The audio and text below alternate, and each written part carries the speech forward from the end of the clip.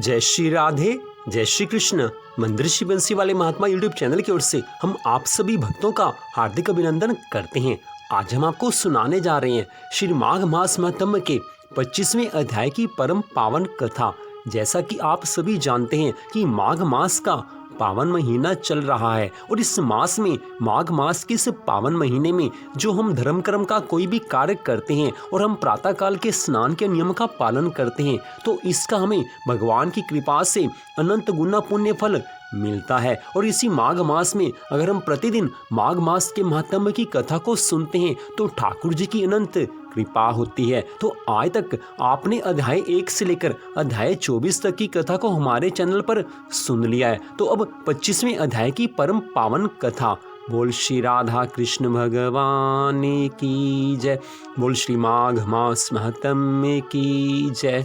पिछले अध्याय की कथा में आपने सुना था कि देवदूती ब्राह्मण ने उस प्रेत को बताया था कि केरल में एक ब्राह्मण था जो गंगा यमुना के संगम की एक बूंद से स्पर्श पाकर वह मुक्त हो गया था। उस कथा को आगे बढ़ाते हुए जब पिशाच ने पूछा है कि हे मुनि, केरल देश का वह ब्राह्मण किस प्रकार मुक्त हुआ था, यह कथा मुझे विस्तार पूर्वक सुनाने की कृपा कीजिए। आज देवदूती ब्राह्मण ने उस पिशाच की यह बात सुनकर कहना आरंभ किया है कि केरल देश में वासु नाम वाला एक वेद पारंगत ब्राह्मण था। उसके बंधुओं ने उसकी भूमि छीन ली, जिससे वह निर्धन और दुखी होकर अपनी जन्मभूमि त्याग कर देश देश घूमता हुआ किसी व्याधिग्रस्त होकर मृत्यु को प्राप्त हो गया। उसको कोई बंधन न होने के कारण उसकी ओधर्व वैदिक क्रिया नहीं हुई और ना ही उसकी धाक क्रिया हुई।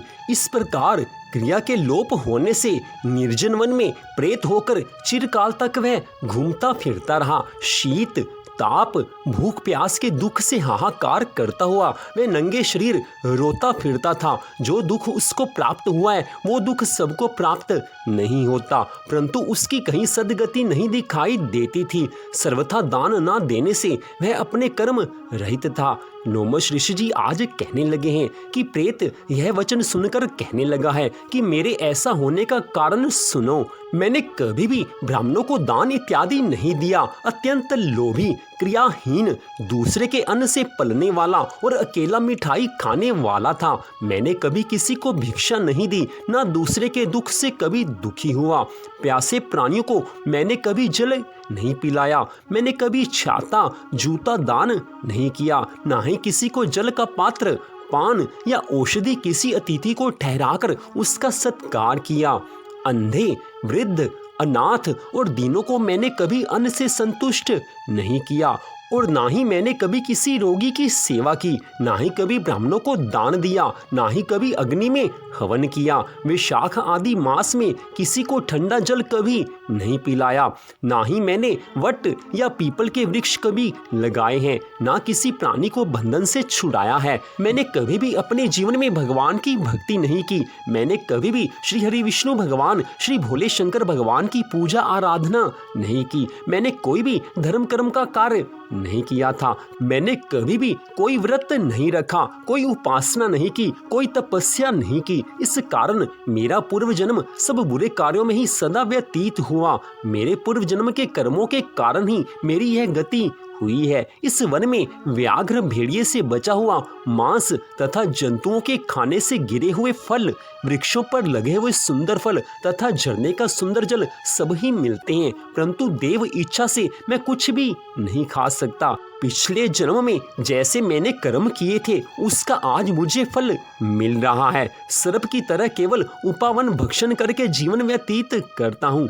बल, बुद्धि, मंत्र, पुरुषार्थ से मनुष्य अलभ्य वस्तु को प्राप्त नहीं करता। लाभ हानि, सुख दुख, विवाह, मृत्यु, जीवन, भोग, रोग तथा वियोग में केवल भाग्य ही कारण होता है। जैसा जिसके भाग्य में लिखा होता है उसको वही फल भोगना पड़ता है। अगर कोई अच्छे कर्म करता है तो भगवान की कृपा से उसके जीवन में सब सुख आदि उसको मिलते हैं, लेकिन जो सदा बुरे कर्मों में लीन रहता है उसको आगे सदा ही दुख प्राप्त होता है। जो कोई अपने जीवन में बुरे कर्म करता है उसको उस जीवन में बुरा फल तो मिलता ही है, लेकिन इस मनुष्य जीवन के बाद जब वो किसी भी योनि में जाता है तो भी भी उसके बुरे कर्मों का फल अवश्य मिलता है, अगले जन्म में भी उसको बुरे कर्मों का फल मिलता है। बुरे कर्म एक बार में ही पीछा नहीं छोड़ते, इसलिए जो भाग्य में लिखा हो वो सब कुछ मिलता है।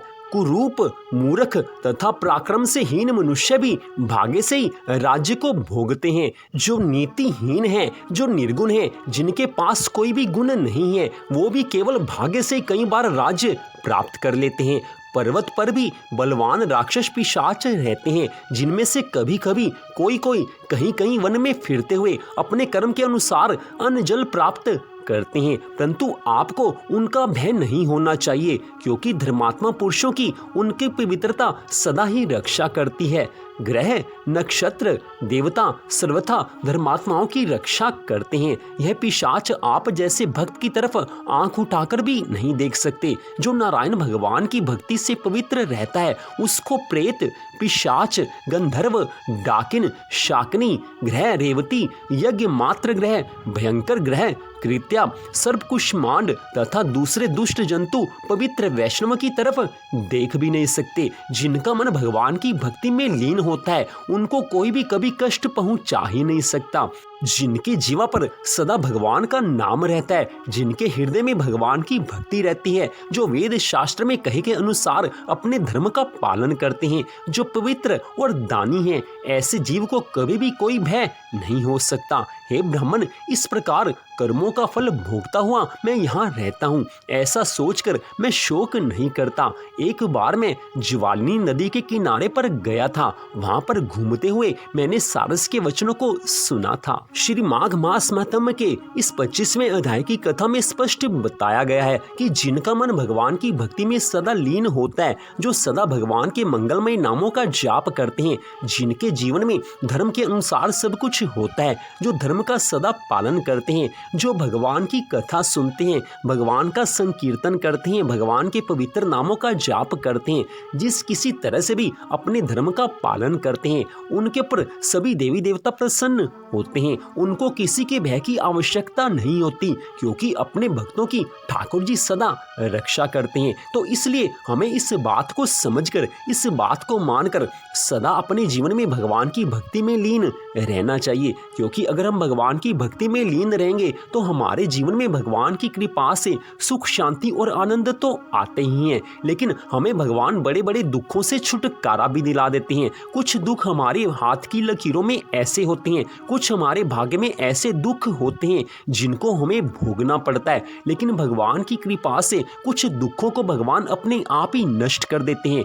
लेकिन कुछ दुख जो हमें भोगने आवश्यक होते हैं, उनको भी सहन करने की शक्ति भगवान हमें साथ दे देते हैं। भगवान सदा अपने भक्तों का कल्याण करते हैं, इसलिए हमें इस मनुष्य जीवन में, जो कि भगवान की कृपा से हम सबको मिला है, इस मनुष्य जीवन में सदा भगवान की आराधना में लीन रहना चाहिए। जब भगवान देखते हैं कि मेरे भक्त मेरी भक्ति में लीन है, मेरी आराधना में लीन है, तो भगवान अपनी कृपा से अपने भक्तों के जीवन में सब तरह के सुख, वैभव, भोग विलास सब कुछ उनको देते हैं। जो भगवान के भक्त होते हैं वो सुखों में रहकर भी, सुख में जीवन बिताते हुए भी भगवान को याद करते रहते हैं, क्योंकि ठाकुर जी की कृपा से सुखों के साथ ही उनको सद्बुद्धि भी भगवान अवश्य देते हैं। घर में लक्ष्मी का वास हो अच्छी बात है, लेकिन हम भगवान की भक्ति करते हैं तो लक्ष्मी तो मेहरबान होती ही है, माँ लक्ष्मी की अनंत कृपा तो हम पर होती ही है, लेकिन भगवान हमें सद्बुद्धि साथ देते हैं कि अधिक पैसा होने पर भी हमारा मन कभी माया में ना फंसे।